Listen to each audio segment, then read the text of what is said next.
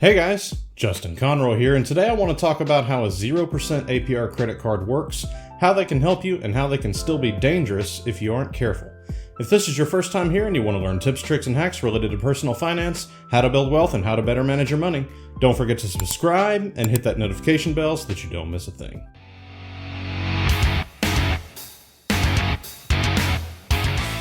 So in case you aren't aware, one of the biggest tactics that credit card companies will use to get you to sign up for their card is to offer you an introductory 0% interest rate period. Usually this is for about 12 months, but I've seen them go as high as 21 or even 24 months in some cases.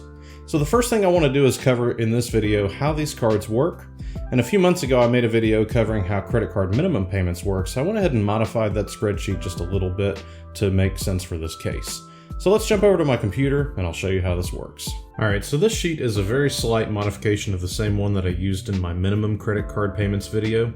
What I've done is I've changed it just a little bit to give myself some room to add different intro APRs at various lengths to see how it actually affects things. So just to make sure we're all on the same page, what I've done here is I've created a sheet to look at how your credit card bill would be calculated if you were paying minimum payments only.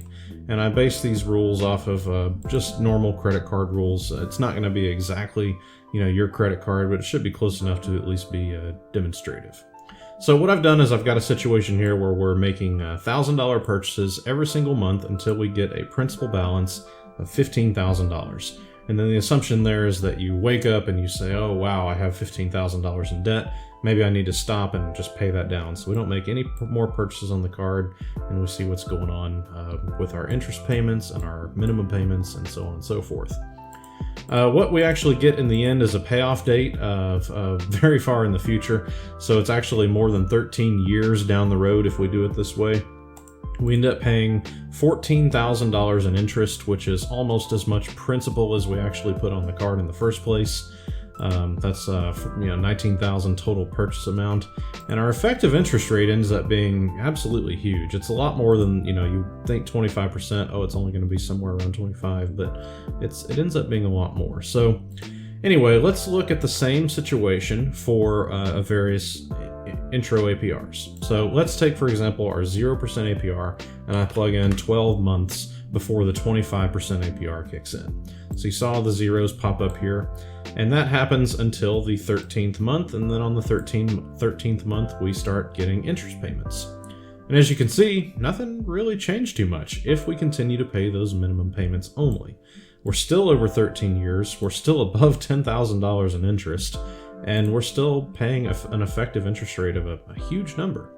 The main point here that I want to make is that, if you do get one of these 0% interest credit cards, you just have to be really careful. You want to be really sure that you're going to pay off this card before that last date, no matter what. And hopefully, in general, you're not going to be making minimum payments on the card the entire time.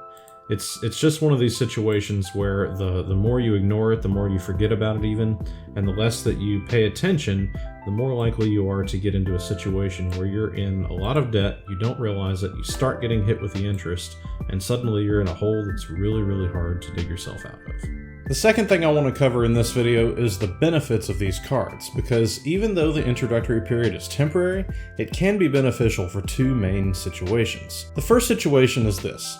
If you can find a credit card with a 0% introductory period and that has a low or 0% balance transfer fee, these cards can help you get out of debt faster and save you money at the same time.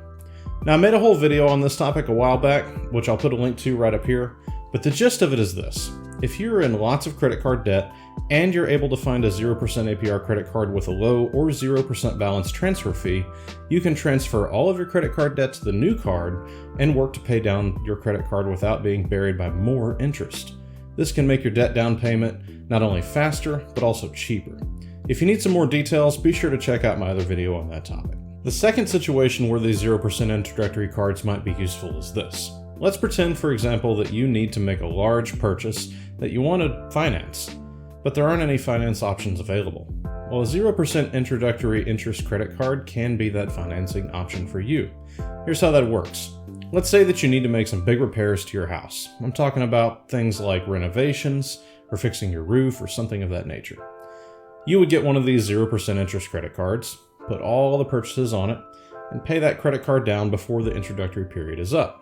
That way you're able to keep most of your money in your high yield interest accounts or investments to keep making you more money over time.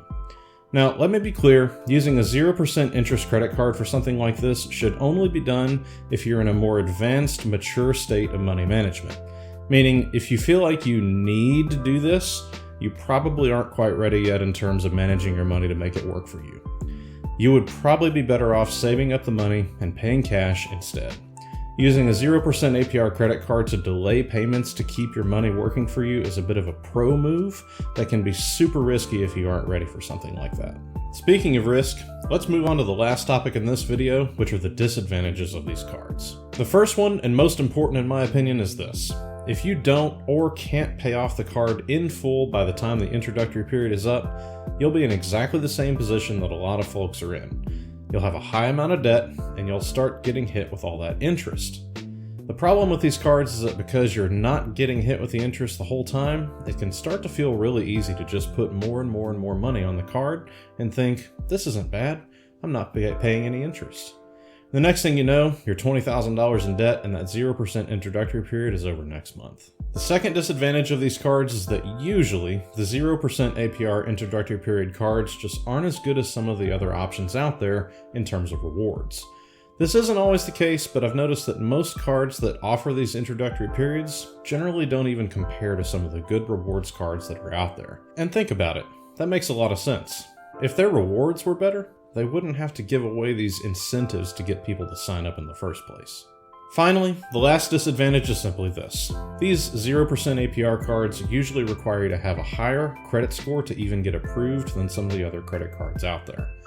Now, like the rewards cards I was talking about earlier, this isn't always the case, but it generally is. If you want to get a 0% APR introductory period card, you're more than likely going to need to have a good credit score in order to get approved. So if you aren't in that situation, if you've got bad credit, these cards probably aren't for you. I'd recommend looking for a card that's more suited to your needs and learn to pay it off every single month. With that, if you have any questions, comments, or ideas for future videos, please leave me a note down below in the comments section. Don't forget to like, subscribe, and hit the notification bell before you leave. Don't forget to follow me on Facebook and Instagram. And as always, thank you for your time and support. Have a good one.